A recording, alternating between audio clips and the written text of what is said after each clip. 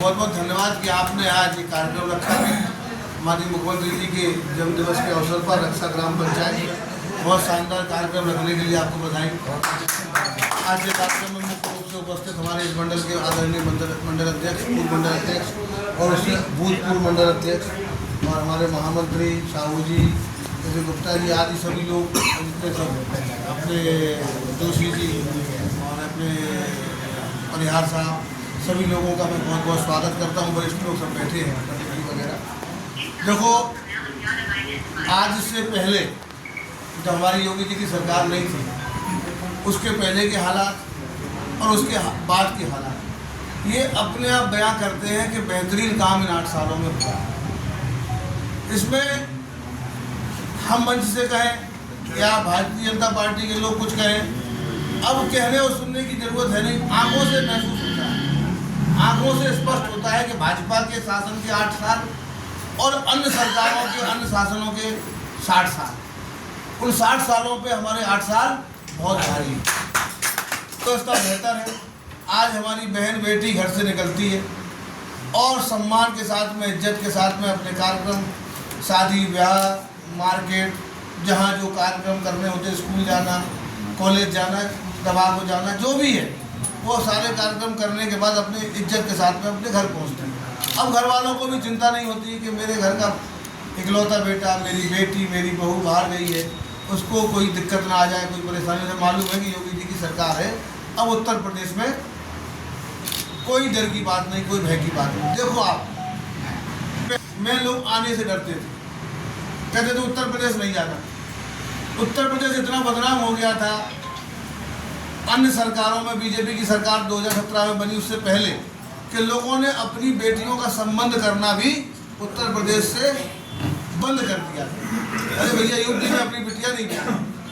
और जो यूपी के लोग थे वो धीरे धीरे पलायन करने के लिए मजबूर हो गए थे, क्योंकि उन्हें लग रहा था कि जो सरकारें बन रही हैं वे पक्षपाती और भेदभावपूर्ण सरकारें हैं। इनकी नज़र में केवल प्रतिशोध होता है, बदले की भावना होती है, नफरत होती है। हमारे बीएसपी की सरकार बनेगी तो सपा के लोगों को परेशान करना, सपा की सरकार बनेगी तो बसपा के लोगों को परेशान करना। और सपा का तो एक अलग ही आलम है।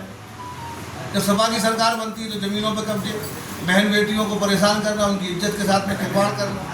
और ये लग रहा था कि ये शायद दौर कभी ख़त्म नहीं होगा। कोई उम्मीद ही नहीं कर सकता था कि इतना शानदार समय उत्तर प्रदेश में आ जाएगा।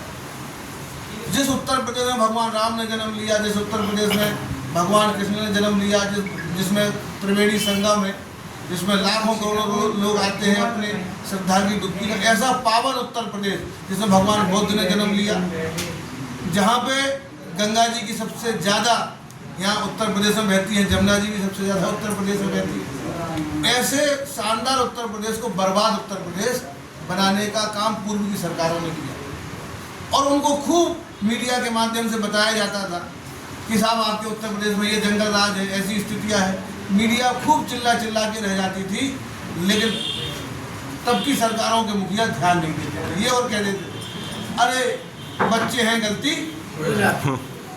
इस तरीके से मन बढ़ाने का काम करते थे। लेकिन जब से आदरणीय योगी आदित्यनाथ जी मुख्यमंत्री बने हैं, ये सोच लो कि परिंदा भी हमारी इज्जत पर, हमारी प्रॉपर्टी पर, हमारे सम्मान पर कोई परिंदारी पर नहीं मार सकता, यानी कहीं कोई खरोंच नहीं आ सकती। और ये स्थिति बन गई है इन 8 सालों में कि पूरा प्रदेश का जो जनमानस है वो ये कहता है कि हाँ, योगी जी तो हैं, तो सुरक्षा की पूर्ण गारंटी है। और इस गारंटी को केवल उत्तर प्रदेश ही नहीं कहता, इस गारंटी को मध्य प्रदेश, पूरे देश के प्रत्येक राज्य में ये कहा जाता है कि कानून व्यवस्था हो तो उत्तर प्रदेश जैसी, लॉ एंड ऑर्डर हो तो उत्तर प्रदेश। रोज दंगे होते थे, सड़कें जाम हो जाती थी, थाने लुट जाते थे, पुलिस वाले पिट जाते थे।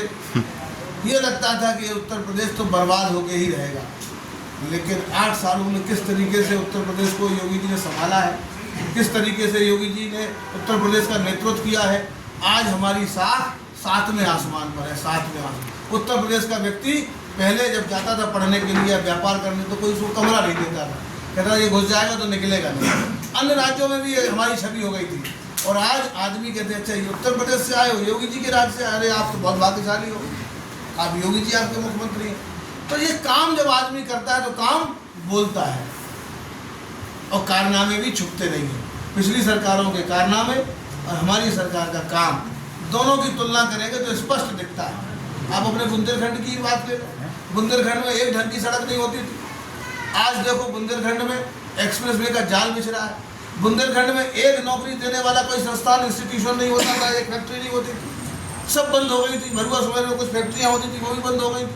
बिजौली में एक फैक्ट्री नहीं लगी थी, कहने को इंडस्ट्रियल एरिया घोषित हो गए थे कागजों पर, लेकिन काम कहीं नहीं होता था। आज आप देख लो कि उत्तर प्रदेश में के बुंदेलखंड में सबसे ज़्यादा सोलर पार्क लग गए हैं, यानी बिजली का उत्पादन उत्तर प्रदेश के बुंदेलखंड में सर्वाधिक हो रहा है। मतलब लोग आ रहे, पता नहीं चल रहा कब फैक्ट्री लग गई, कब पावर हाउस लग गया, कब बिजली सप्लाई हो गई, किसी को कोई पता ही नहीं। और जो लगाने वाले हैं, जो करोड़ों रुपए लगा रहे हैं, उनको भी कोई दिक्कत नहीं हो रही। आते हैं, पैसा लगाते हैं, जमीन खरीदते हैं, अपने लोगों को बैठा देते हैं, उनको लेस मात्र भी संकट नहीं आता। हमारा उनसे परिचय तक नहीं है। पहले जब दिल्ली से चलता था तो आदमी नेता का पता पूछता था, विधायक कौन है, सांसद कौन है, मंत्री कौन है, कैसे होगा, क्या होगा, मंत्रियों के साथ मीटिंग, विधायक के साथ मीटिंग, तब जाके वो कुछ थोड़ा बहुत करने की कोशिश करता था और पैसा फंसा के भाग जाता था। लेकिन अब वो नहीं, हमको पता ही नहीं है कौन कौन फैक्ट्रियाँ लगी हैं और वो अपना काम कर रहे हैं, उनके उत्पादन प्रोडक्शन शुरू हो गए। ऐसा रामराज की कभी किसी ने कल्पना नहीं की। सड़कें बनाने वाले ठेकेदार आते थे या ठेकेदार लखनऊ से तय हो जाते थे और उसके बाद सड़कें बनती थी तो उनको लोकल के नेताओं को टैक्स देना पड़ता था।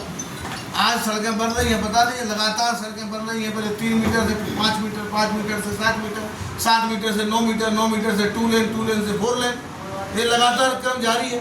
इन 8 सालों में इतना विकास हुआ है, आप अपनी आंखों से महसूस कर सकते हैं। पानी की एक एक बूंद को हम लोग तरसते थे, एक एक बूंद को तरसते थे। जब मैं विधायक नहीं था तब 2015 में इतनी सूखा पड़ी थी कि पानी की एक रेलें आने लगी थी, ट्रेन आती थी, बोगियाँ आती थी, पानी की आ रही थी कि नहीं आ रही। मीडिया में सुर्खियाँ बना था, टीवी खोलो बुंदेलखंड में पानी की हाहाकार, टीवी खोलो बुंदेलखंड में पानी की हाहाकार, ट्रेनों से पानी की सप्लाई। ये स्थितियाँ बुंदेलखंड के हमारे झांसी हिस्से में थी। जब मैं विधायक नहीं बना 2015 में, हमने गांव जहां बहुत ज़्यादा संकट था वहां पानी के व्यक्तिगत स्तर पर हमने टैंकर चलवाए थे। लेकिन उसी समय हमने संकल्प भी लिया था कि अगर हमारी सरकार बनेगी और अगर मैं विधायक बनूंगा तो पानी की समस्या का समाधान हमेशा हमेशा के लिए हम लोग करवा के रहेंगे, चाहे कुछ हो जाए। और हमारी बात को हमारे मुख्यमंत्री जी, हमारे प्रधानमंत्री जी और तत्कालीन सांसद और उस समय की जल संसाधन मंत्री दीदी उमा भारती जी ने इस बात को सुना और उन्होंने पूरी देश की प्यास बुझाने के लिए, पूरी देश की प्यास बुझाने के लिए हमारी विधानसभा बबीना का उन्होंने चयन किया। भोजला से माननीय प्रधानमंत्री जी आए थे तो जल जीवन मिशन की शुरुआत हुई और उस जल जीवन मिशन की शुरुआत में बुंदेलखंड के लिए 9,000 करोड़ का प्रावधान था, केवल पीने के पानी के लिए 9,000 करोड़ का प्रावधान।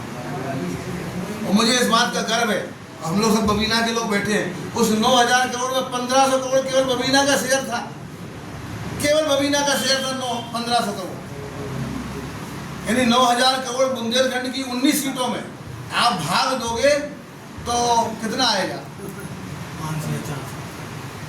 1,500 का 1,500। ये हमारा सौभाग्य है, वो बबीना के लोगों का सौभाग्य। आप जब मैं विधायक बना तो सड़कें ऐसी थी कि जिस पर आप चल नहीं सकते पैदल, गाड़ी तो छोड़िए, गाड़ी से तो आपकी कमर टूट जाएगी, गाड़ी टूट जाएगी, कमर भी टूट जाएगी और दुर्घटनाएं भी होती थी। जब से मैं विधायक बना तो आप पूरी विधानसभा में घूम के देख लीजिए, सड़कें बनी हुई हैं और ख़राब नहीं हो पाई, दोबारा उन पर रिपेयर चालू। जो 3 मीटर की थी 3 साल बाद वो 5 मीटर की हो गई और 3 साल पूरे नहीं हुए उस पर 9 मीटर की कार्रवाई शुरू हो गई और जहाँ 9 मीटर की थी वहाँ 4 लेन 2 लेन की कार्रवाई लगातार जारी। मतलब रोज विकास आप देख रहे हैं, अपनी आंखों से महसूस कर सकते हैं इस विकास को। हर ग्राम पंचायत में भी आप देखेंगे, जितना ग्राम पंचायत में प्रधान ने काम कराया उतना ही काम लगभग हर ग्राम पंचायत में आपकी विधायक निधि के माध्यम से या विधायक के सहयोग के, निधि तो निश्चित है लेकिन हमने कहीं ना कहीं से प्रावधान करा के तमाम योजनाओं के अंतर्गत वहाँ विकास को एक नई गति देने का काम किया है। लेकिन इसमें योगदान किसका है? योगदान 100 में 100% हमारे मुखिया योगी आदित्यनाथ का, क्योंकि बुंदेलखंड के तरह बुंदेलखंड देखो आप, पहला दौरा उन्होंने कहाँ से किया था? जब मुख्यमंत्री बने पहली बार उन्होंने सबसे पहले कहा है शुरुआत उन्होंने बुंदेलखंड से, क्योंकि बुंदेलखंड के साथ में पिछली सरकारों ने बहुत भेदभाव किया, बहुत बेईमानी की थी। हमारा सारा बजट वो ले जाते थे, यहाँ कुछ नहीं होता था। जब मैं विधायक नहीं बना था उस समय हम लोग कई मजरे ऐसे थे जहाँ पे बिजली देखी नहीं लोगों ने, बिजली पहुँची नहीं थी वहाँ। अब शायद ही कोई ऐसा मोहल्ला बचा हो, मोहल्ला छोड़ो, शायद ही ऐसा कोई 2-4 घर का भी कोई ऐसा मजरा बचा हो जहाँ बिजली ना पहुँची हो। अगर नहीं पहुँची होगी तो उसके पीछे कारण ये होगा कि बिजली पहुँचने के बाद उन्होंने घर बनाए होंगे वहाँ पे, पहले के घर नहीं होंगे। क्योंकि अब तो कानून व्यवस्था बेहतर, आदमी तो दूर दूर घर बना रहे हैं, अब तो कोई डर की बात है ही नहीं। पहले लोग गाँव में रहना मुश्किल लोगों को लग रहा था, अब 2-4 किलोमीटर खेत पे के घर बना रहे हैं। तो ये 7-8 साल में ये विकास का आलम है।